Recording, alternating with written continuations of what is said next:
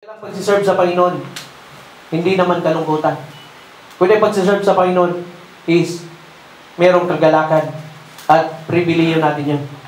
Sabi nga rito, the adjustment of all in harmonious circumstances and conditions under the sun and the whole duty for every man. So lahat po natin, yung duty po natin talaga is to worship God. Amen. Amen. Mind yung mga kapatid, sinasalutan nga natin ng ating mga amo. Kasi sila yung mga tao lang. And why we don't need to, bakit hindi natin i-worship o pagsilbihan ng Panginoon. And creatures lower than human worship God. Sabi nga sa Revelation is, then I heard every creature in heaven and on earth, and under the earth and on the sea, and all that is in them, saying, to Him who sits on the throne, and to the Lamb be praise, and honor, and glory, and power, and ever, forever and ever. See? Paano po natin lower creatures, lower than humans worship God? Sila nga nag-worship. Pagdating naroon tayo, ba kaya? Ba't hindi tayo? Binigyan mo tayo ng hininga ng Panginoon with a purpose. Binigyan mo tayo ng magandang boses. Upang purihan ng Panginoon. At alam po ng Panginoon yung puso natin. Kaya nga, dati is nahihiya tayo mag-worship. Ba't yung pinapakita sa atin ng Panginoon? Yung kabutihan niya.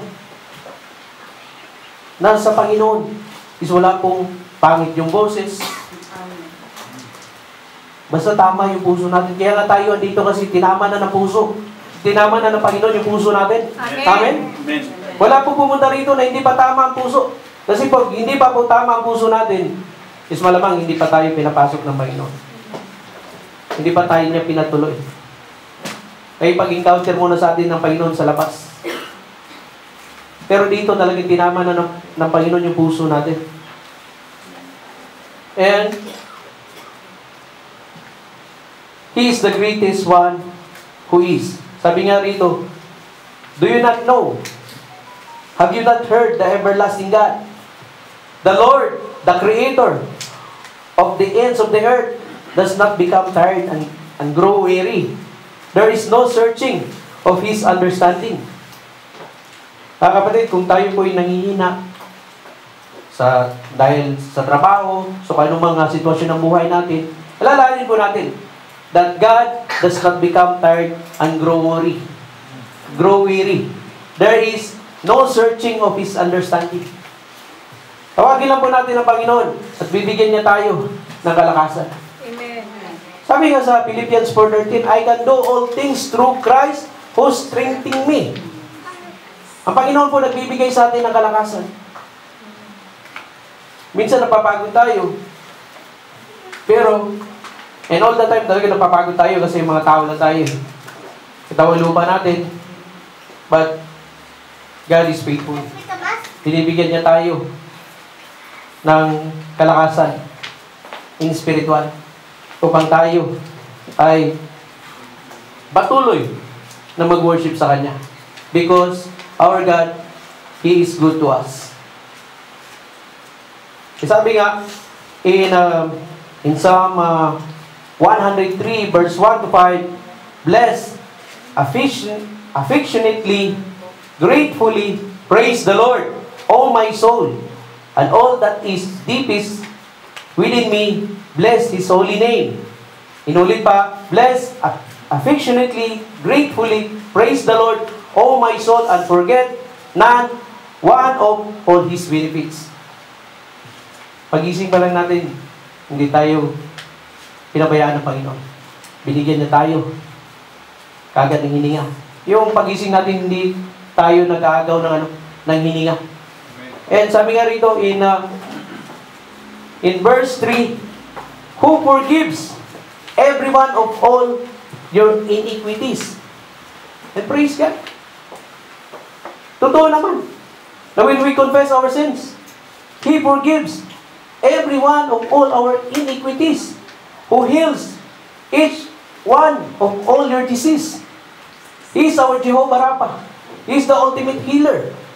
That's why He is good to us. Who redeems your life from pit and corruption. Niredeem tayo ng Panginoon sa nating buhay. Binigyan tayo ng buhay ng Panginoon. Who beautifies, dignifies, and crowns you with loving kindness and tender mercy. Amen?